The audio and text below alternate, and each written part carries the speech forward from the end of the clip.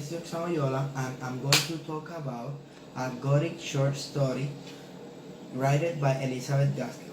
Elizabeth Gaskell was born on 1810 and died on 1865 at the age of 55. Was an active humanitarian.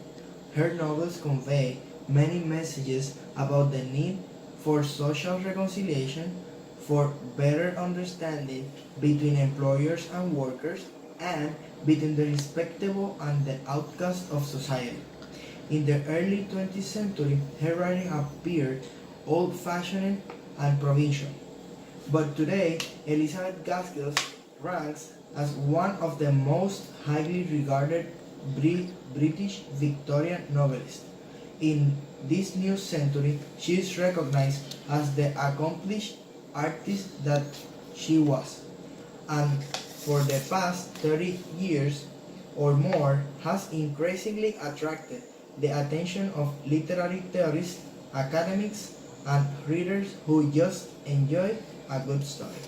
One of those good stories was the Old Nurse Story, a Gothic novel wrote on 1852 where the protagonist, Hester, a servant nurse, tells how when she was 17 years old, she took a 5-year-old orphan girl, Miss Rosamond, into custody. They moved to Fornivar Manor House, a mansion near the Cumberland Fells. The house was owned by the girl's relative, Lord Fornival.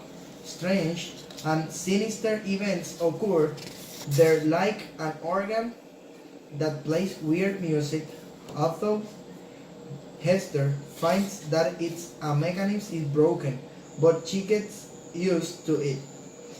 One evening, the girl was persuaded by another girl from the outside to come out to the garden where it was snowing and extremely cold.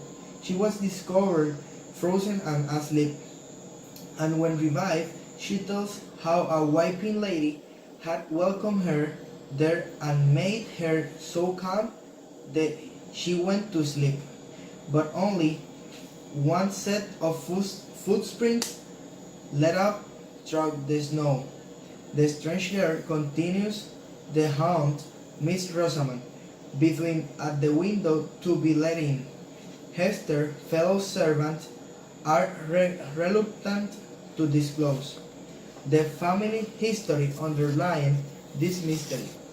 But eventually she discovered that the strange girl and the weeping lady were from Lord Furnival's relative. They were freezing to death because the girl was product of clandestinely marriage between Maud and a musician. Enraged by this disgrace to a noble family, Fornival turned the mother and child out into the snow, where the girl soon died and her mother went crazy. The climax comes with a reenactment of the event on a January night that is witnessed by all of the household. The aged Miss Fornival tries to stop her father from striking the child, but her younger self is seen looking on without remorse. The old lady drops dead stricken and dies, realizing that what is done you can never be undergone in age.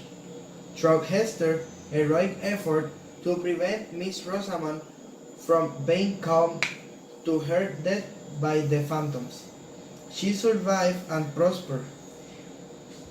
Now, my opinion. The reason because I chose this story was because of the cruelty of Furnival with his daughter and granddaughter, although it seems barbaric how Furnival reacts when he finds out that his daughter had a girl with the foreign musician. It was a normal reaction by the time of the story, The honor of a noble family was more important than any affection for the person that made it the immortality. This shows how those type of patriarchy changed through time. 2 centuries later, we can see how fathers reunited with their daughters no matter what they did or how they don't get into the intimate life of their daughters or any female relative with that inflexibility. That make me think how far we have come as a society that don't discriminate women as harsh as they did, but also how much we have left so we can all be under the same moral standards.